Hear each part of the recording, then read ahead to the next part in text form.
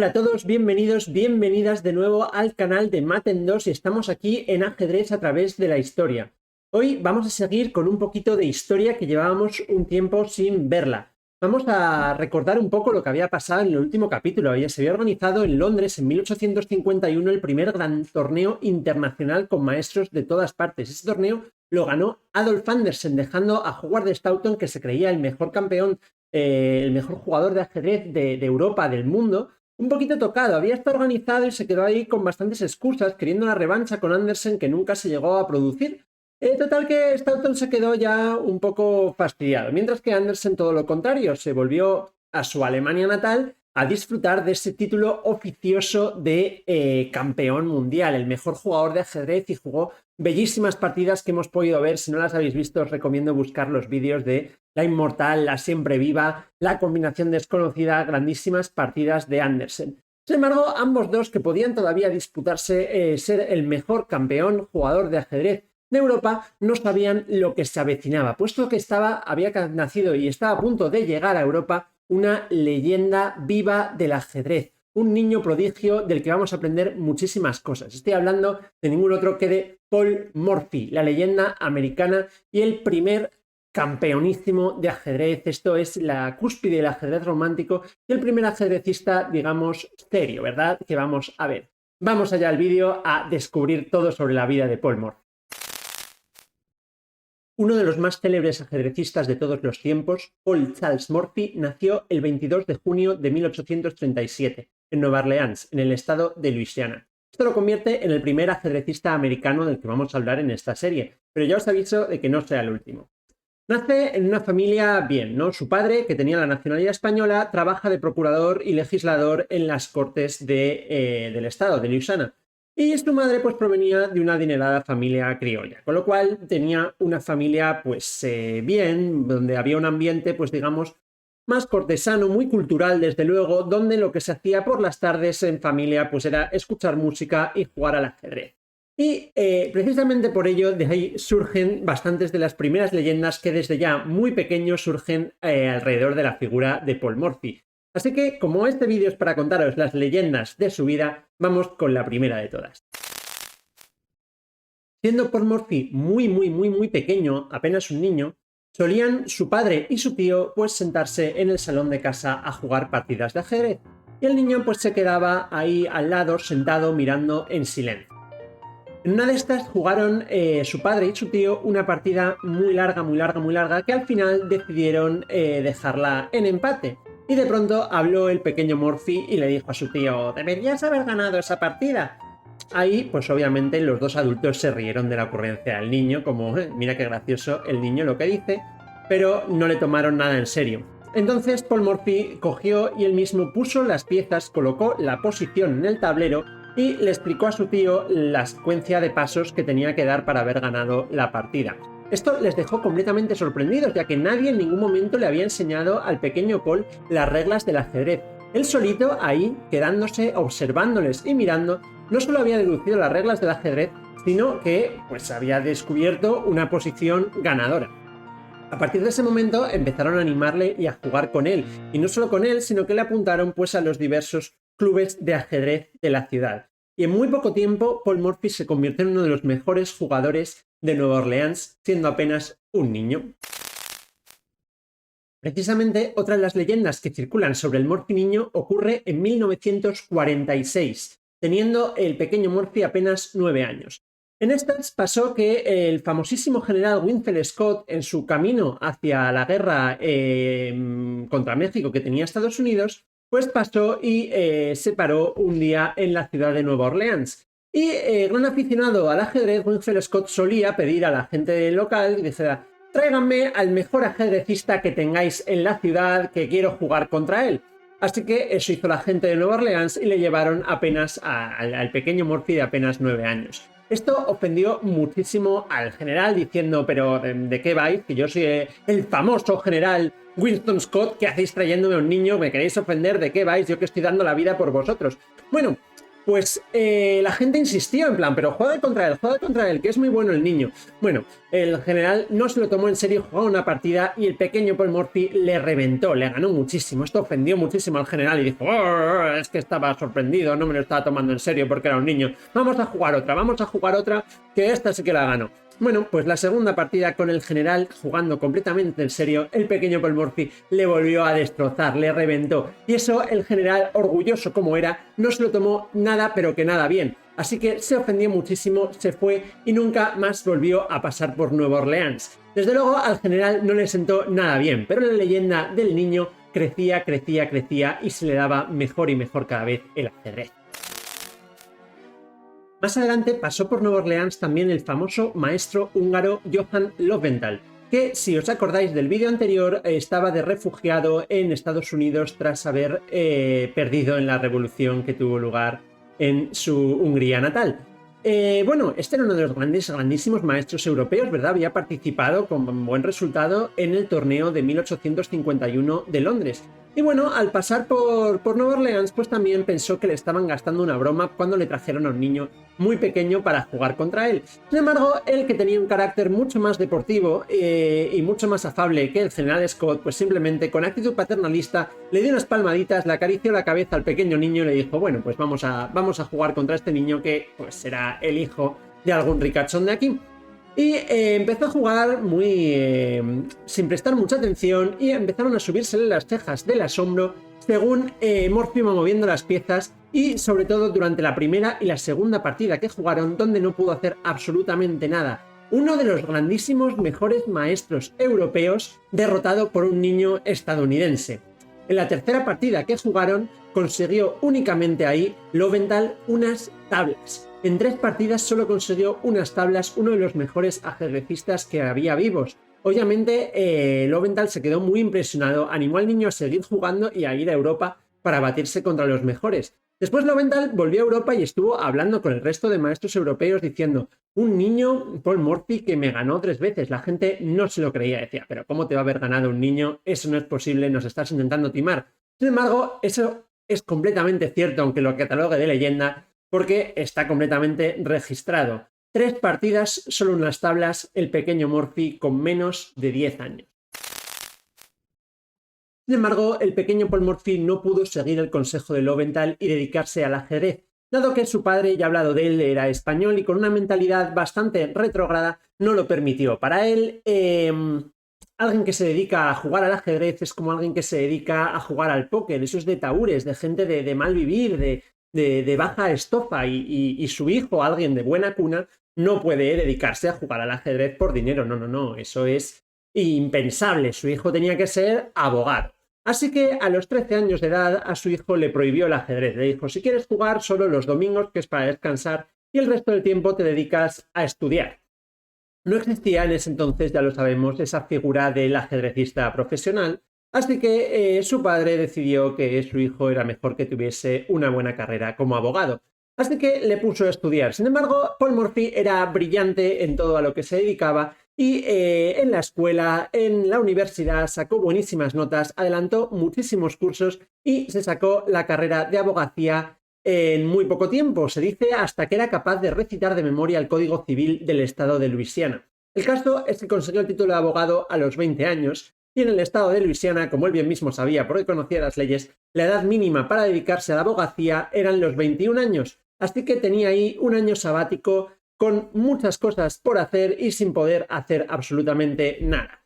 ¿Qué decidió entonces? Pues su tío precisamente le animó, oye, ¿y por qué no participas en torneos de ajedrez? ¿Por qué no te apuntas? Eso a su padre no le gustó absolutamente nada. Y Paul Morphy, que llevaba 7 años sin apenas dedicarse al ajedrez, tampoco estaba muy por la labor diciendo, bueno, pero si esto ya lo he dejado. Pero insistiendo su tío, al final se fue a participar a torneos de ajedrez. Resulta que ese mismo año se celebraba en Nueva York el primer congreso estadounidense de ajedrez, lo que se convirtió al final en el torneo nacional de los Estados Unidos. Morphy, por insistencia de su tío, viajó a Nueva York, se inscribió y derrotó absolutamente a todos sus rivales, proclamándose campeón de los Estados Unidos. Y luego se quedó más tiempo allí jugando partidas contra todo el mundo. En total jugó un total de 100 partidas, de las cuales ganó 87, entabló 8 y perdió apenas 5. Y además jugó otras 161 partidas dando algún tipo de hándicap a sus rivales. Realmente le cayó muy bien a todo el mundo, llegó allí con solo 20 años y venció a todos. Y en el número de diciembre de 1857 de Chance Monthly se habló de él diciendo: se ha ganado el cariño de todos sus conocidos por su buena disposición, su modestia y su cortesía caballerosa. Desde luego, Paul Morphy se estaba convirtiendo en un ídolo del ajedrez de los Estados Unidos. Hay que decir que para añadir más fama aún a lo que hizo Morphy tras ganar ese primer campeonato de los Estados Unidos de ajedrez, es que rechazó el dinero del premio. ¿Por qué? Pues porque su padre le había dicho que no se puede ganar dinero jugando al ajedrez, que está bien como hobby, como afición, pero que no se le ocurriese aceptar dinero. En cualquier caso, las noticias sobre el talento de ese 20añero Paul Morphy que había ganado el campeonato de los Estados Unidos con un juego brillantísimo no tardaron en llegar a Europa en los círculos de ajedrez, y todo el mundo de Europa, que por supuesto era donde el ajedrez de verdad existía y estaban todos los mejores maestros, empezaron a cotillear y a decir: ¡ay, qué bien, qué bueno sería si Paul Morphy pudiese venir a Europa y enfrentarse a los mejores de aquí, ¿verdad? ¿Qué pasaría si Morphy se enfrentase a Staunton, si Morphy se enfrentase a Andersen? Es verdaderamente... Y ya cuando se dieron cuenta de que este mismo chico era el famoso niño que había ganado a Lowenthal, ya su fama creció muchísimo. Así que Staunton, como ya había hecho con Andersen en 1851, pues se ofreció a financiar un poco que si Morphy llegase a Europa, pues crear un torneo para que él pudiese competir. Paul Morphy quería ir, sin embargo su padre se negó completamente. Dijo: pero ¿cómo vas a ir a Europa a jugar al ajedrez? Es que eso no es... tú eres para abogado, tú pues te esperas los meses que te queden para poder ser abogado y ejerces de abogado. Sin embargo, su tío, que sí que le animaba a dedicarse a esta carrera ajedrecística, hizo una colecta por Nueva Orleans para conseguir el dinero del barco. Entre todos reunieron el primer crowdfunding, ¿verdad?, de ajedrecístico de la historia. Entre todos reunieron el dinero que necesitaba Paul Morphy, y Paul Morphy se subió a un barco y embarcó rumbo a Europa para enfrentarse al que había sido su ídolo, ¿verdad? Howard Staunton había sido, pues que era considerado el mejor jugador del mundo cuando Paul Morphy jugaba al ajedrez, era el ídolo de Morphy. Andersen no llegó a ser el ídolo porque Andersen llegó a la fama mientras Morphy pues se dedicaba a sus estudios y por supuesto no hacía nada relacionado con el ajedrez. Veamos qué pasó cuando Paul Morphy llegó a Europa. Paul Morphy llegó a Londres y Staunton, como había prometido, le organizó un torneo de ajedrez con los mejores maestros disponibles en la época. Sin embargo, él mismo no pudo participar, dado que estaba hasta arriba de trabajo editando unas obras de Shakespeare. Morphy arrasó completamente en ese torneo, ganó absolutamente a todos, incluyendo un reencuentro con Lowenthal, que estaba muy contento de por fin demostrarle a la gente, decirle: ¿veis este niño que no solo me ganó a mí, que os está ganando ahora a todos? Staunton le había dicho a Morphy que en cuanto terminase con ese trabajo jugarían un match particular. Sin embargo, cuando vio que Morphy iba arrasando con todos los maestros de la época, aunque Staunton se considerase mejor que ellos, la manera en lo que les ganase le estuvo dando bastante miedo a Staunton, que empezó a poner excusas y empezó a decir: sí, jugaremos, pero es que ahora tengo mucho trabajo, ya veremos, igual en un mes, igual en 2 meses. Morphy, cansado de esperar, decidió irse unos meses a París. Ya sabéis, el París, donde está el famoso Café de la Gayance y de donde tantos jugadores grandísimos habían salido. Fue a París, fue al Café de la Gayance y allí igualmente arrasó con todos los jugadores locales, ganando absolutamente a todo el que se le pusiese por delante.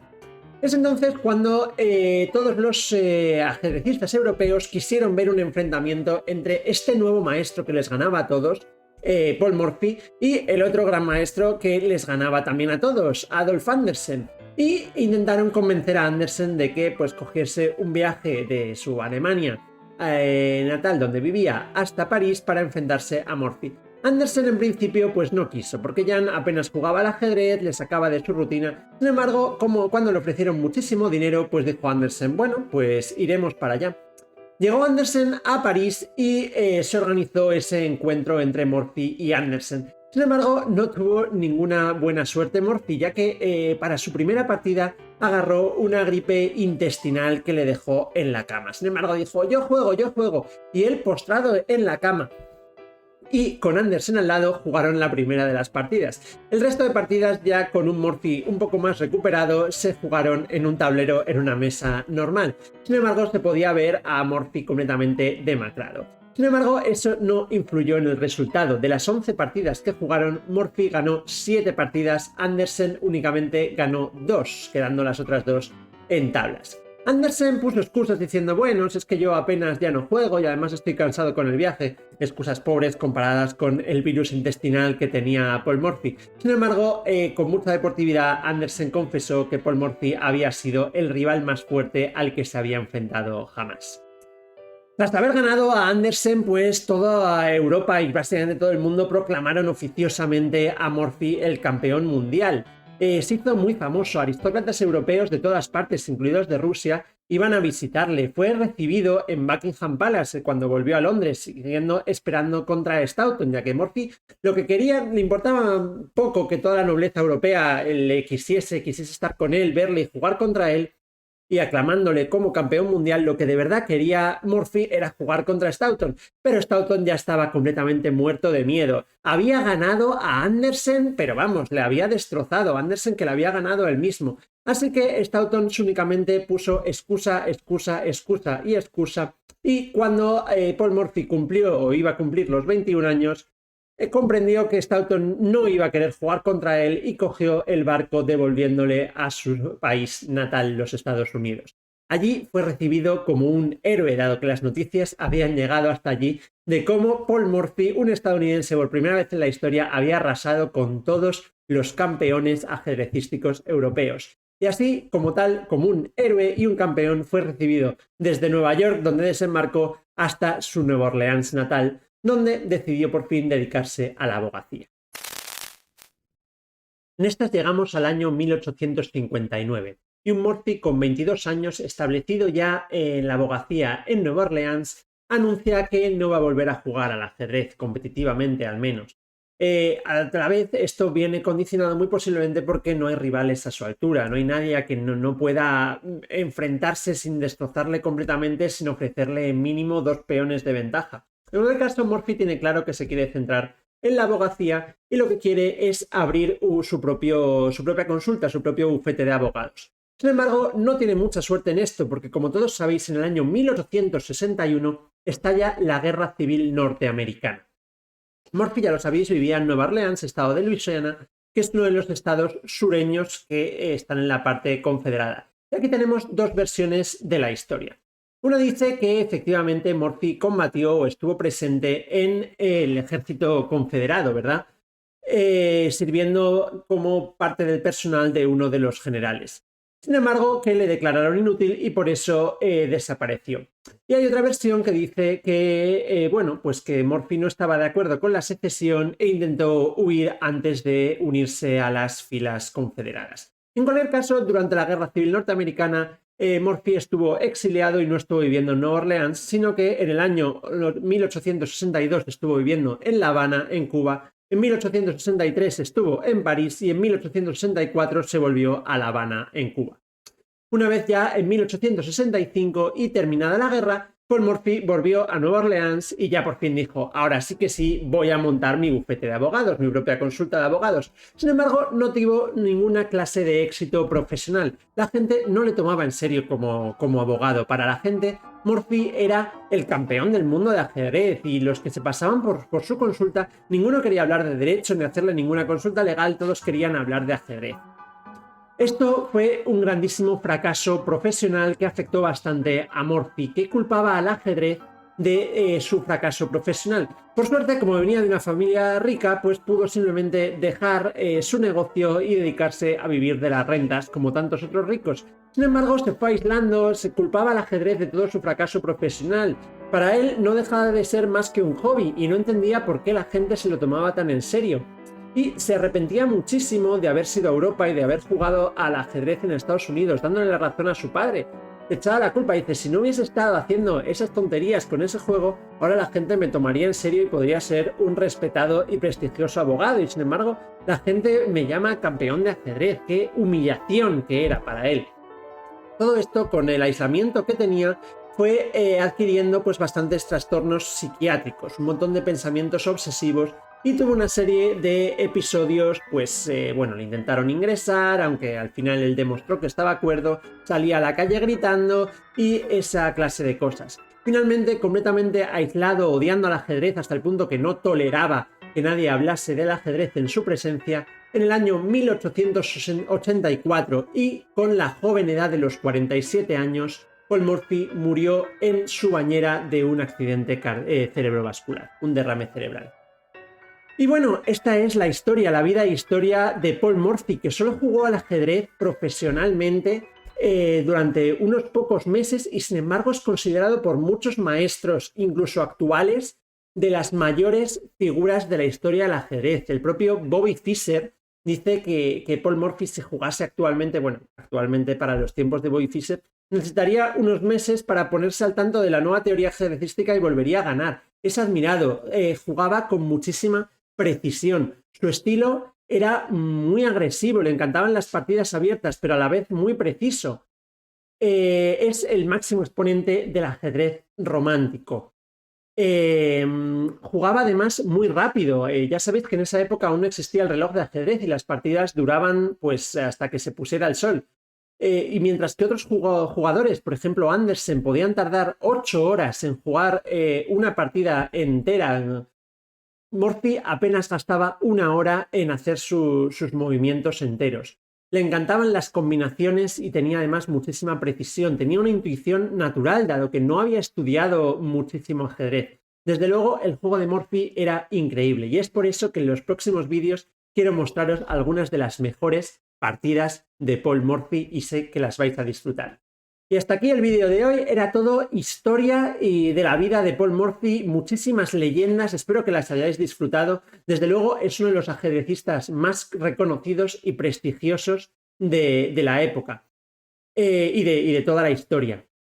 Paul Morphy, hasta que no se murió, no se creó el campeonato del mundo de ajedrez. De hecho, cuando sigamos, después de ver las partidas de Morphy, cuando sigamos con ajedrez e historia, ya por fin dejaremos de llamar a los campeones del mundo de ajedrez oficiosos simplemente porque mucha gente los aclamaban como tal. Se creó oficialmente el título de campeón del mundo, y Wilhelm Steinitz, que durante los últimos años de vida de Morphy surgió como el mejor ajedrecista vivo del momento, se negó a que se crease un título llamado así mientras Paul Morphy seguía con vida. Y no fue hasta que murió Paul Morphy que decidió establecerse, y si la gente se hizo la pregunta, ¿quién es el ajedrecista vivo mejor de todos los que hay? Lo veremos en los siguientes capítulos. Disfrutad y hasta la próxima.